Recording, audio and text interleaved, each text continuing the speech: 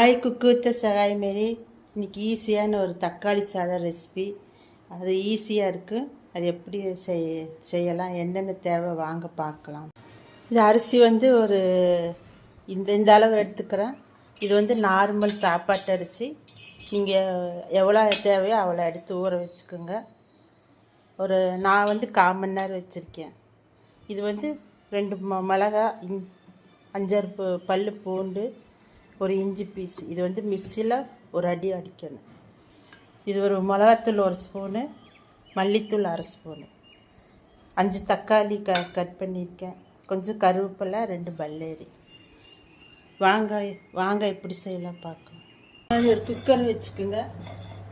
Cooker வச்சு எண்ணெய் ஊற்றிக்கோங்க. எண்ணெய் உங்கள் தேவையான அளவு ஊற்றிக்கோங்க. எண்ணெய் நல்லா சூடாகிட்டு வெங்காயம் போட்டு வதக்கணும். எண்ணெய் சூடானது வெங்காயம் போடணும். வெங்காயம், கருவேப்பிலை போட்டு கொஞ்சம் வணங்கணும். வெங்காயம் ஒரு 10 நிமிஷம் வணங்கினதுக்கப்புறம் நீங்கள் தக்காளி போடணும். இந்த மாதிரி ஒரு 10 நிமிஷம் வெங்காயம் வதங்கிருக்கு. வந்து தக்காளி நீங்கள் போடணும். தக்காளி போட்டு நல்லா வணக்கணும். வணக்கி ஒரு 10 நிமிஷம் மூடி வச்சுக்கோங்க. மூடி திறந்து இந்த மாதிரி பாருங்கள். வெங்காயம் இந்த மாதிரி வணங்கணும். அப்பப்போ இலக்கி வச்சுக்கோங்க. இது வந்து ஒரு 1/2 ஸ்பூன் போட்டுக்கோங்க. உப்பு உங்கள் தேவையான அளவு. இந்த மல்லித்தூள், மிளகாத்தூள் போட்டுக்கோங்க. போட்டு ஒரு இலக்கிட்டு அரைச்சிட்டு பேஸ்ட் வந்து ஒரு அடி அடித்தா போது, ரொம்ப நைஸாக இருக்கிறது. இதை வந்து இதில் போடணும். இது ஒரு வணக்கிட்டு இதில் 2 கப்பு ஊற்றணும். ஊற்றி ஒரு இலக்கிட்டு இது வந்து கொதிச்சு வரும்போது அரிசி போடணும். மூடிக்குங்க. கொதிச்சு வரணும். இந்த மாதிரி ஓப்பன் பண்ணிக்கோங்க. தண்ணி நல்லா கொதிக்கணும்.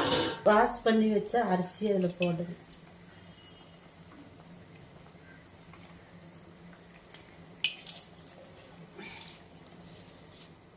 போட்டு இலக்கிட்டு ஒரு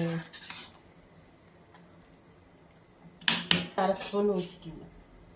1/2 ஸ்பூன் ஊற்றினா போதும். உப்பு காரம் எல்லாம் கரெக்டாக பார்த்துக்குங்க. உங்கள் அளவுக்கு உப்பு காரெல்லாம் போட்டு தேவையானது போட்டுக்குங்க. போட்டு இது ஒரு 5 விசில் வரும். சாதம் ரெடி ஆகிடுச்சு. குக்கர் ஓப்பன் பண்ணி பார்ப்போம். சாதம் ரெடி ஆயிடுச்சு.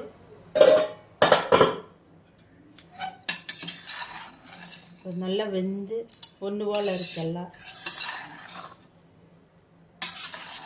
ஃப்ரெண்ட்ஸ், இது போல் நீங்கள் செஞ்சு சாப்பிட்டு எப்படி இருக்குன்னு சொல்லுங்கள். இது நல்ல பிள்ளைகளுக்கு லஞ்சுக்கெல்லாம் செஞ்சு கொடுக்கலாம். நல்ல டேஸ்டியாக இருக்கும்.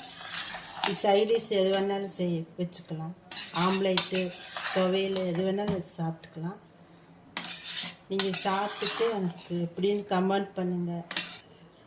ஓகே ஃப்ரெண்ட்ஸ், சாதம் ரெடி ஆயிடுச்சு. இது செஞ்சு நீங்கள் சாப்பிட்டு, இதுக்கு பட்டை கிராம்பெல்லாம் போட வேண்டாம். நல்லா பிரியாணி சாப்பாடு மாதிரி நல்லா டேஸ்டியாக இருக்கும். நீங்கள் இதுக்கு எந்த ரைஸ் வேணாலும் செய்யலாம். ஓகே ஃப்ரெண்ட்ஸ், எனக்கு கமெண்ட் பண்ணுங்கள், லைக் பண்ணுங்கள், ஷேர் பண்ணுங்கள், சப்ஸ்கிரைப் பண்ணுங்கள் ஃப்ரெண்ட்ஸ். Okay friends, thank you.